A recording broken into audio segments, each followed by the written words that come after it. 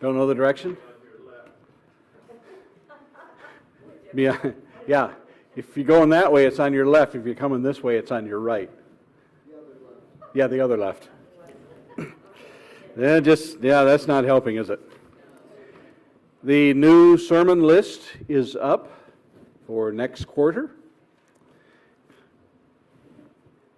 4 people Jesus met, 4 places Jesus visited, and 4 questions Jesus posed. And in between there, in the midst of that, I'll be going to Polishing the Pulpit in Sevierville, Tennessee, in the 3rd week of August.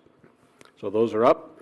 So if you want to invite people to know what the sermons are, there they be. We will be in Genesis chapter 12. Going to talk about the father of us all in faith. And who is the father of us all in faith? Who?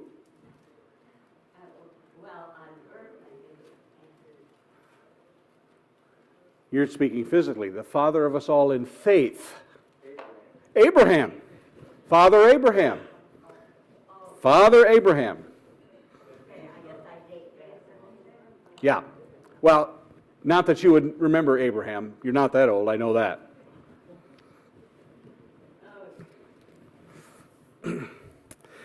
If you went to camp or went to VBS, you probably sang the song, Father Abraham had many sons. Many sons had Father Abraham. And the next line is, I am one of them, and so are you. And then you went into certain gyrations after that. In chapter 12, even though Stephen calls it, when Abraham was called, in his early life he was known as Abram. His name wasn't changed to Abraham until later on. And God changes people's names often for spiritual reasons. How many other people did God change the name of in the Bible? Saul, his name? Jacob became Israel. Sarai became Sarah. Peter. I will call you Cephas. Call you Peter. So, chapter 12 tells us the call of Abram. We have to back up just a little bit to chapter 11. Now these are the generations of Terah. Genesis chapter 11. Terah fathered Abram, Nahor, and Haran fathered Lot. Haran died in the presence of his father Terah in the land of his kindred, in Ur of the Chaldeans. Your verses may say Chaldees, but Chaldees. And Abram and Nahor took wives. The name of Abram's wife was Sarah, and the name of Nahor's wife, Milcah, the daughter of Haran, the father of Milcah and Iscah. Now Sarai was barren, she had no child. Terah took Abram his son, and Lot, the son of Haran, his grandson, and Sarai, his daughter-in-law, his son Abram's wife, and they went forth together from Ur of the Chaldeans to go into the land of Canaan. But when they came to Haran, they settled there. The days of Terah were 205 years, and Terah died in Haran.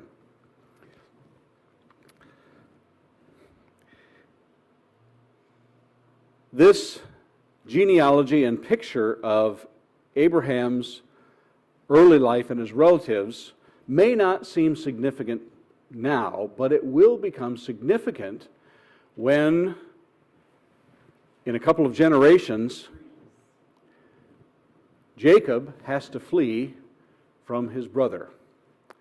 And just before that, we are told that his relatives are doing well over to where they came from. So all this is given to us in anticipation of a few chapters. But it is given to us as the genealogy. Chapter 12, beginning in verse 1. Now the Lord said, and that Lord is all capitals, which means Jehovah. Now the Lord, Jehovah, said to Abram, Go from your country and your kindred and your father's house to the land that I will show you.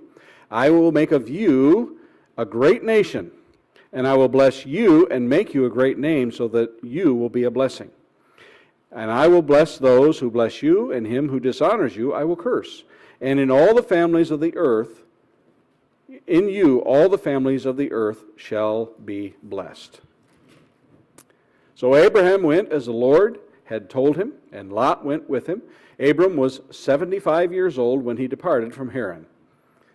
And Abram took Sarai his wife, and Lot his brother's son, and all their possessions that they had gathered, and the people that they had acquired in Haran, and they set out to go to the land of Canaan. When they came to the land of Canaan, Abram passed through the land to the place at Shechem, to the oak of Moreh. At that time the Canaanites were in the land. Then the Lord appeared to Abram and said, To your offspring I will give this land. So he built there an altar to the Lord, who had appeared to him. From there he moved through the hill country on the east of Bethel, and pitched his tent, with Bethel on the west and Ai on the east. And there he built an altar to the Lord, and called upon the name of the Lord, and Abram journeyed on, still going toward the Negeb.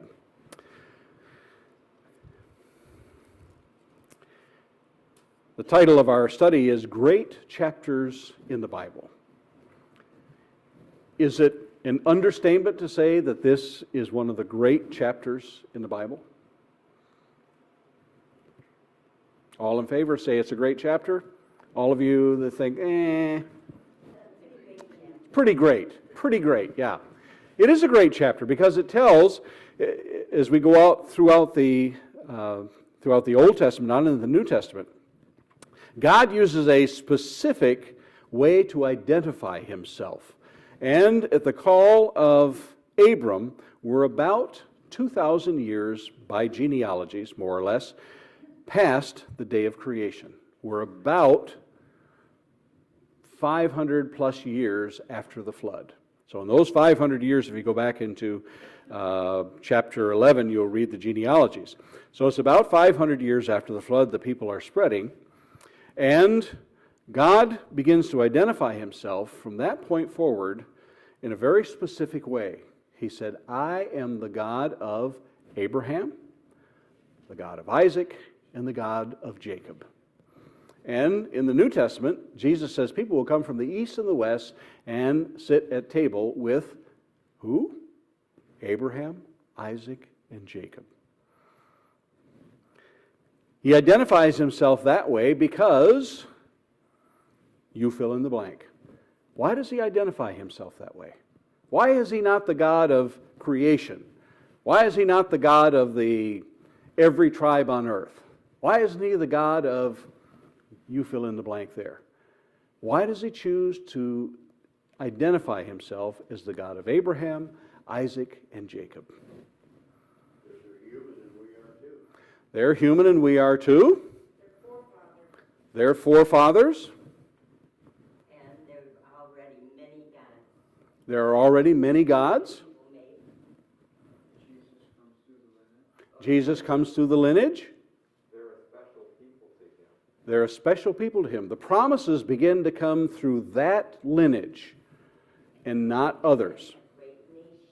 And he's going to make of him a great nation. So we see those promises are going to hear. Go from this country, verse 1, go from your country and your kindred and your father's house to the land. I will make you a great nation. And what nation did he make into a great nation? And when did that happen? When was that promise fulfilled? When Sarah gave birth. When Sarah gave birth? Okay. Okay, we're seeing it coming down through there. Went into Canaan when they came out of Egypt.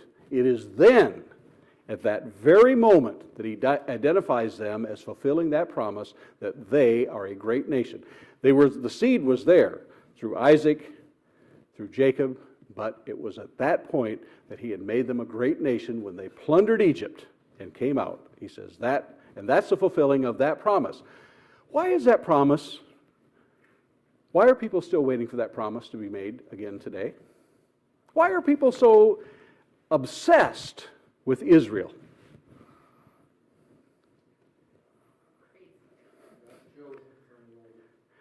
They believe that Israel is still chosen from the Old Testament.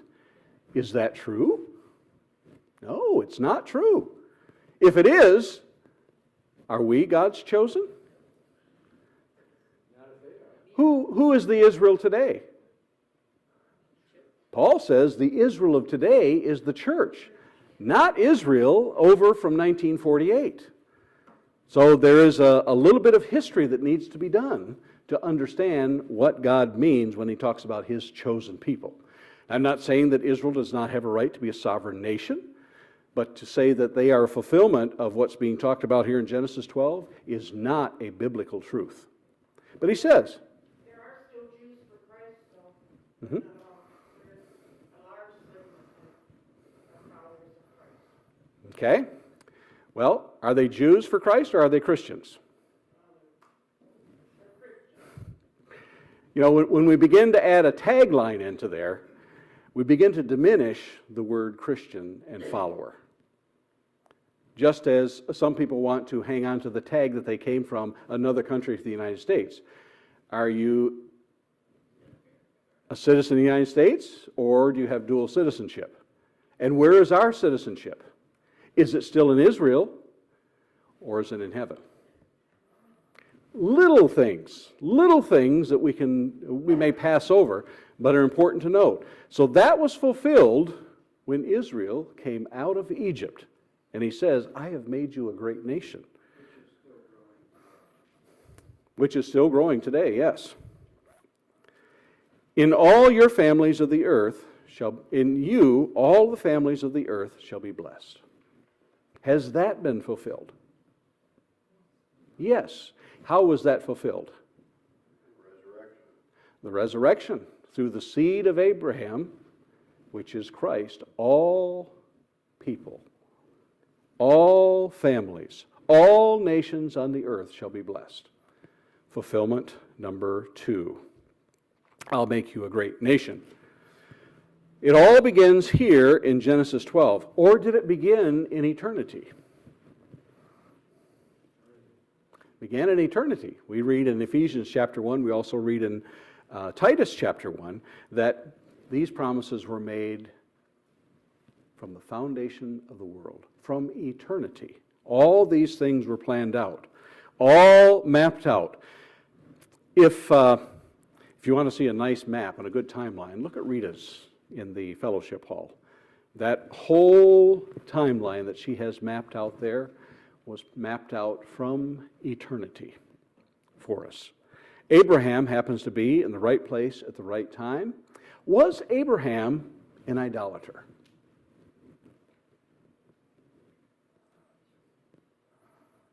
Did he have other gods?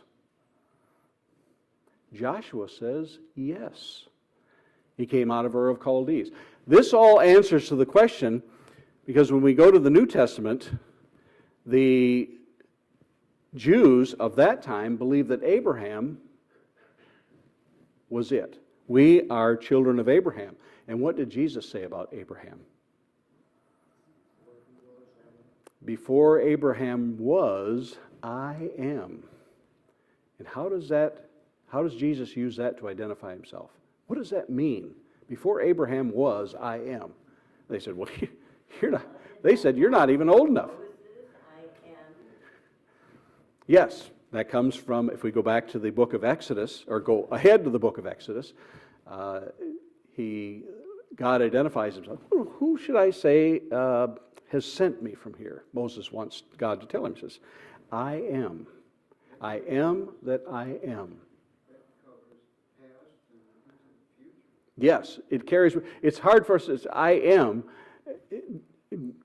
Grammatically in the English language doesn't mean much, but in the Hebrew, when you identify it with that passage from the book of Exodus, identifies Jesus as God. Before Abraham was, I am, the same term. A child might ask, where did God come from? Where did God come from? He just am. Yeah, he am. In order to have an action, with every action there's an equal but opposite reaction. Well, and then of course they take that and they make that into something that probably doesn't fit with Scripture. But just the fact that you can't get something out of nothing is where I was going there. Mm-hmm. And in biology class, you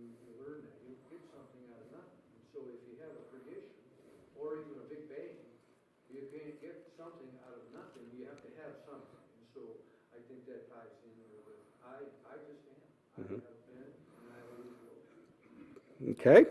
Yes. It's difficult to explain to a little child where did God come from, but God always was, and that's a tough one to explain because we're hooked on this idea of the laws of physics.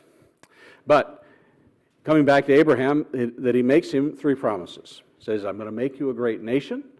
In all families you will be blessed, and I'm going to give you this land to possess. Now we fast forward ahead about 1,500 years, more or less, and we come to Stephen making his speech before the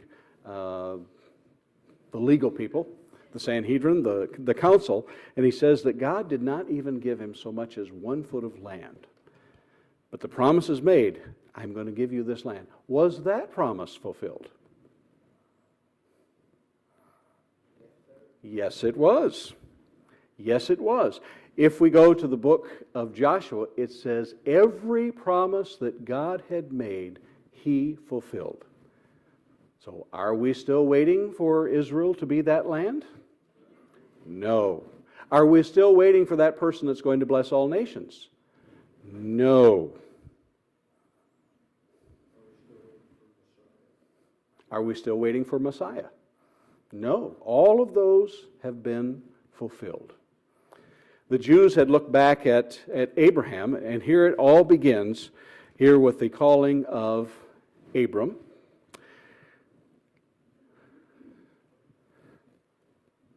When they make Abraham their center of focus, we look at his life, and they were able to do this because they had the Old Testament, as we call it. They would have called it simply the Scriptures. Was Abraham a flawed individual? In fact, later in this chapter, it says, now there was a famine in the land, verse 10 of Genesis 12. So Abram went down to Egypt to sojourn there, for the famine was severe in the land. When he was about to enter Egypt, he said to Sarai, his wife, I know that you are a woman beautiful in appearance. Guys, remember always to say that, okay? Even though it's Father's Day, you should always tell her that she's beautiful. I know that you're beautiful. When the Egyptians see you, they will say, this is his wife. Then they will kill me, but they will let you live. Say you are my sister, that it may go well with me because of you, and that my life may be spared for your sake. Not one of his best moments. Isaac might say, hey, Dad, tell me the story about when you went down to Egypt with Mom. Well, Isaac repeats that in his own life. He does the same thing. Not one of his finest moments that we look at. Why did God call Abram, even though he was a flawed man?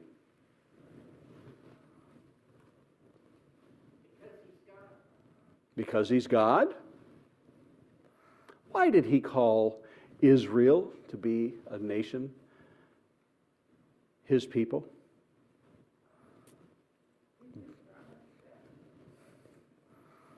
He had promised through that line. He called Israel because they were smarter than all other nations. They were more wiser. Higher IQs. They had invented more things. They had higher levels of thinking. More dedicated. Is that why God chose Israel?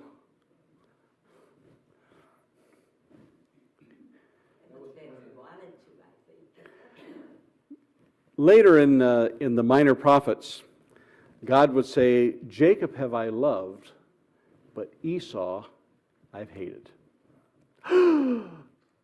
God can't hate. But what is he saying? What is he really saying in that? Well, he said he did that before they were born.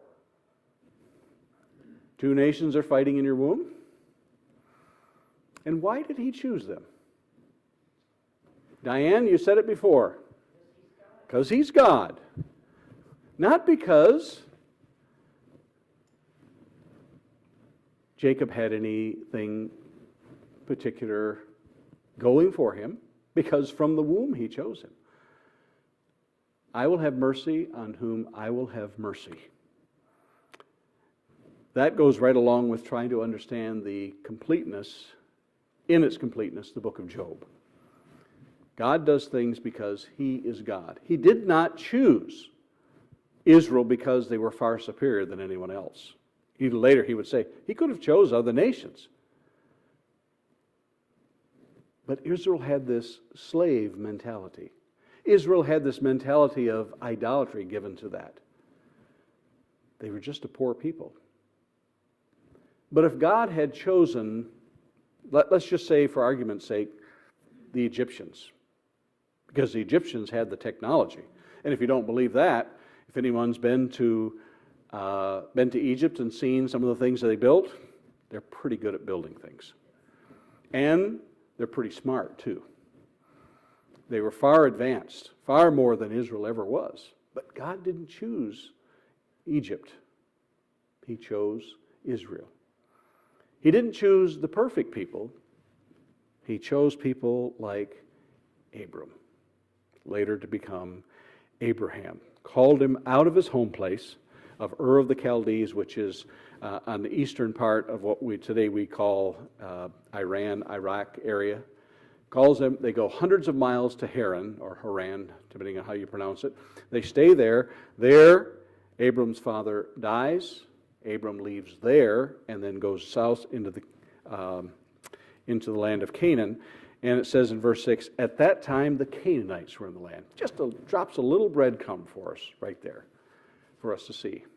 And what were the Canaanites known for? Idolatry. God says that there were 7 nations that He had to cast out of there because of the things that they had done. Sacrificing children, idolatry, the very definitions of everything that God hated in that. He says the Canaanites were then in the land. God calls Abraham not because he's superior, but because God has His prerogative in him. Calls him into the land of Canaan, a land that is still filled with idolaters and does not give him so much as 1 foot of land while he's still alive. He calls him, and it says that he is 75 years old, and we're going to do our math because we've already read ahead, we know the story. How many years is it going to be before Abraham is going to see his true biological son through his wife, who was his sister? 10 years. How old was Abraham when he had his child? He was 100. So, another 25 years. He tells him here that in your seed, all nations are going to be blessed. And Abraham gets a little impatient and reminds God of this a couple of times, that in my seed, he says, and before Ishmael was born, Abraham makes the complaint, I don't have any children. If I die now, it's all going to go to my servant. And the servant must have been well trusted. But Abraham gets impatient. Another hallmark of Abram's life. But here's the beginning of everything that is going to go forward. Now, the nation of Islam does not believe that the Bible is correct in all of this, because they don't believe that Abraham's son Isaac was the seed of promise. They believe that who is? It's Ishmael, because they believe that the text was corrupted. In fact, up to verse 1 of chapter 12, there are many, even within Christendom, that say those first 11 chapters, they're just myths. They're just cleverly devised tales that they have recorded. Isn't that strange? And I've talked to people, and I'm shocked, even though they believe that Jesus is the Savior, they believe in the God of heaven above, they believe in the God of Abraham, Isaac, and Jacob, but they just believe that all of these are just nice tales that we're told. Until you get to chapter 12 and verse 1. Then everything begins to be set in motion, but there are those who believe that the text was corrupted, therefore it wasn't Isaac, it was Ishmael that is going to be the seed of promise. So there's a lot of division. But Abraham has has the distinction of being the center of three, not just one, not just two, but three world religions.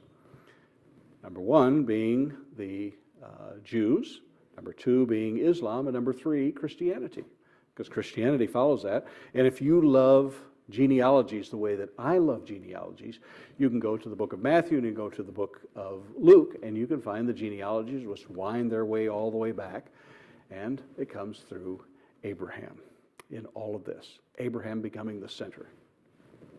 When you see photos of modern day Jerusalem, you see that mosaic tile building that's got that dome, and it's called Dome of the Rock. Well, the rock that's in there, when you go in that little building,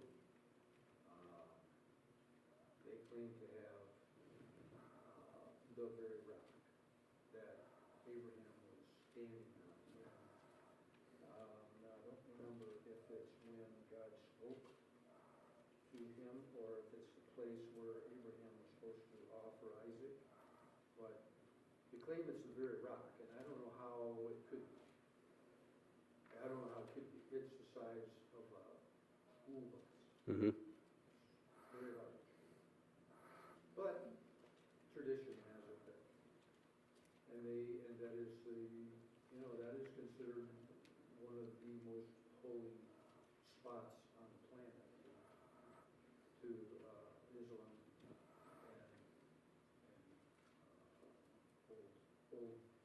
Hebrew. Mm-hmm. Yeah, absolutely. And it is unusual that when Isaac is coming of an age, and I'm required to tell the story. This, how do we know that Isaac wasn't a teenager when Abraham went to sacrifice him? Because then it wouldn't have been a sacrifice. Teenager. Yeah, okay, yeah. Moving on. But he was taken to that hill called Moriah, and that is the place to where David also went, and he checked the plague there when he saw the angel who had drawn his sword. And that's where he bought the threshing floor, and also the place where Christ the temple was built, and Christ was there as well. So a lot of things go on in Abraham's life. The calling here in chapter 12, it goes on to Abraham and Lot are separated. Sodom and Gomorrah, when Abraham pleads for the life of all of those people. If I can, let's say that we can find, how many does he start with? 50? He starts out with, if he can find 50, then he negotiates, he keeps going until he comes to 10. Abraham absolutely concerned with because he knows that's where Lot is at. Abraham goes down to Egypt. He says, I want you to pretend that you're my sister for all of this. Now we fast forward ahead. I know we began in chapter 12, but let's go to chapter 15.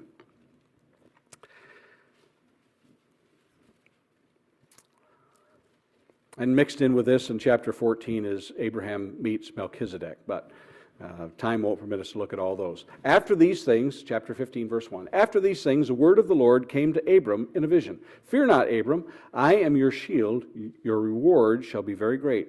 But Abram said, O Lord, what will you give me, for I continue childless, and the heir of my house is Eliezer of Damascus. And Abram said, Behold, you have given me no offspring, and a member of my household will be my heir. And behold, the word of the Lord came to him. This man shall not be your heir, your very own son shall be your heir. And he brought him outside and said, Look toward heaven, and number the stars, if you are able to number them. Then he said to him, So shall your offspring be. And he believed the Lord, and he counted it to him as righteousness. And this verse here, verse 6, is what Paul references from the book of Romans. And he believed the Lord, and he counted it to him as righteousness. And the promise is, as numerous as the stars are in heaven, so shall your offspring be. And was that fulfilled in the people of Israel? Or is it still being continues today? It's still being continued to this day. And that's the promise that he makes him.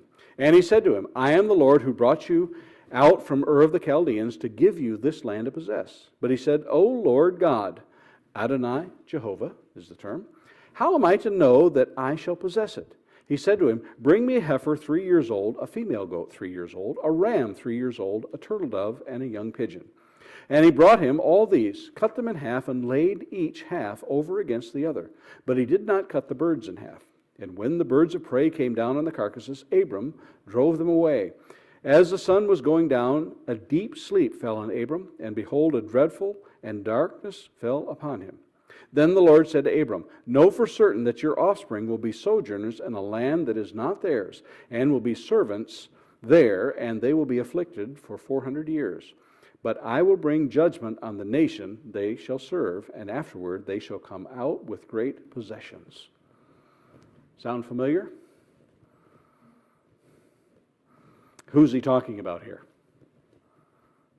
When they leave Egypt. He's talking about Egypt. They are going to be afflicted for 400 years, but I will bring judgment on the nation that they serve, and afterward they shall come out with great possessions. And how did they come out with great possessions? People gave them gifts. They said, that's right. Get out of here. They greatly respected Moses, and the night that they left, it says that they plundered them because the people gave them all of these great riches and wealth beyond. The sermon a few weeks ago was about that. They come out with great possessions. This is the first time that this is mentioned. As Moses is beginning his job of bringing the Israelites out, he says, and God says, and they're going to have great possessions. They're going to plunder the Egyptians. And then finally we see it just as they were leaving. They gave them. I remember what the Egyptian nation had just been through 10 plagues.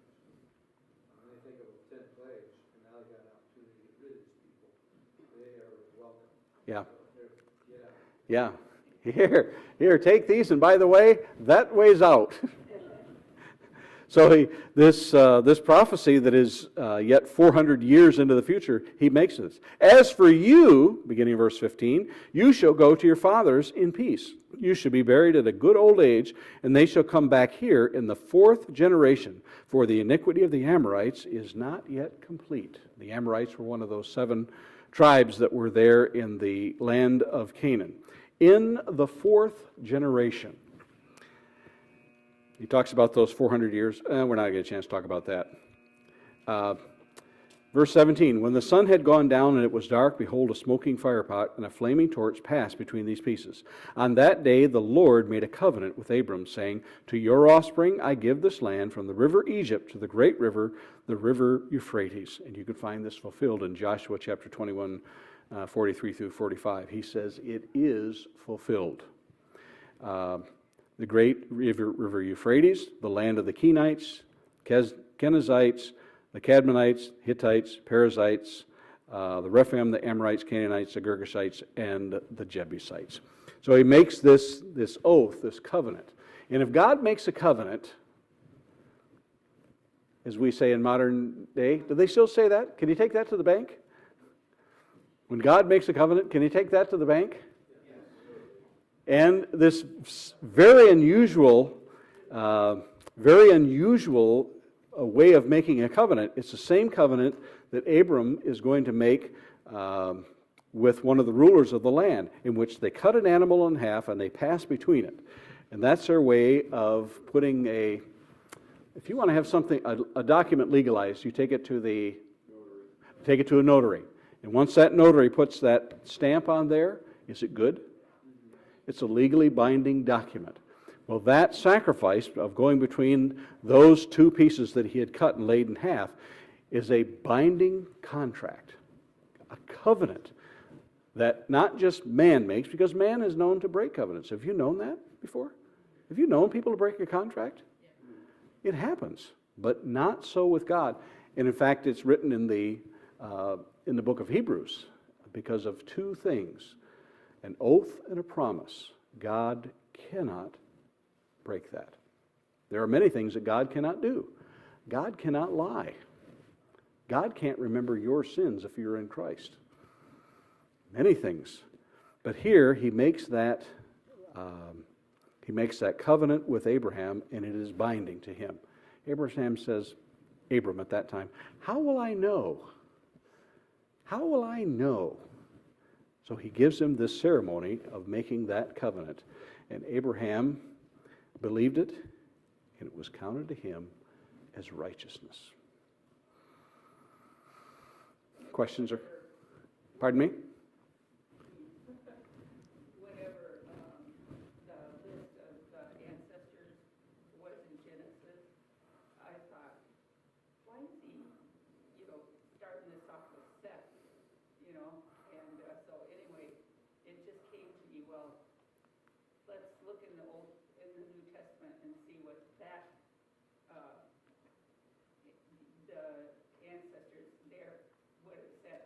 Well, they were the same, And so, by the time though, that you read, if you're going through the Bible and you read Genesis there, and then you get over to the New Testament, you forgot what it said back here. Yes. Yeah, absolutely. It's a long ways to try to remember those. If you go through Genesis chapter 5, and then you go to Genesis chapter 6, then you follow all of these names. And Tim, I think both you and I went through Paul Savage's training, in which you had to memorize the genealogy. And he had them all by their first initial in their name. Was Adam, Seth, Enoch, and it goes through all of those, Abraham being the 10th generation, and it goes all the way down, and you follow them all, and when you look at it, you think all of these people, just like you said, Rita, these are the people that the promise came through. That's why we have those. That's why we have it not only in the book of Matthew, but also in the book of Luke, to prove that Jesus Christ was who he said he was, and that God was true to his promise that he made in Genesis 12 and reiterated again in chapter 15. And imagine steering world history for thousands of years to make sure that that promise was held true. Absolutely amazing. And that's why we do generations and genealogies. Questions or comments? You all, I know, want to get out so that you can do your Father's Day dinner, right? You did yours. No wonder you're so tired.